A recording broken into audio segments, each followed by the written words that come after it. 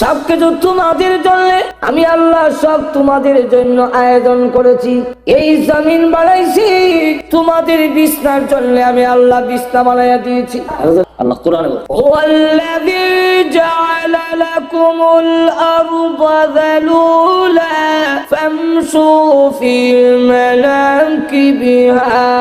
আল্লাহ রাব্বুল আলামিন বলেন, এই জমিনকে আমি আল্লাহ তোমাদের অনুগত বানাইয়া দিয়েছি। তার কাদের উপর দিয়ে তুমি চলাফেরা করো, কোনো কথা বলে না।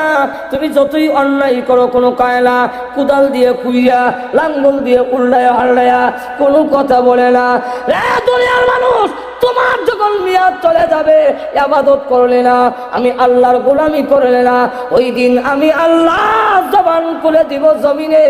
তোমার জীবনের সব গুনাহগুলো জমিন তখন হেডলাইনে বলতে থাকবে, ইযা যুলজিলাতিল আরদু জিলজালাহা ওয়া আখরাজাতিল আরদু আসকালাহা ওয়া ক্বালাল ইনসানু মা লাহা ইয়াওমাইযিন তুহাদ্দিসু আখবারাহা বিআন্না রাব্বাকা আওআ লাহা।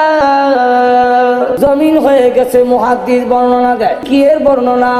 আখবারাহা ওয়া ক্বালাল ইনসানু মা লাহা। জমিন তোর কি হলো, এই কথা কেন কস? আল্লাহ ডাক দিয়ে বলেন, নবী গো, বিআন্না রাব্বাকা আওআ লাহা। জমিন কেন কথা বলবে জানেননি? আপনার রব হুকুম দিয়েছে, এই জন্য মানুষ যত গুনাহ করেছে জমিন সব এক একটা করে বর্ণনা দিবে।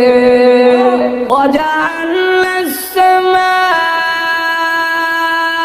সাকফাম মাহফুযা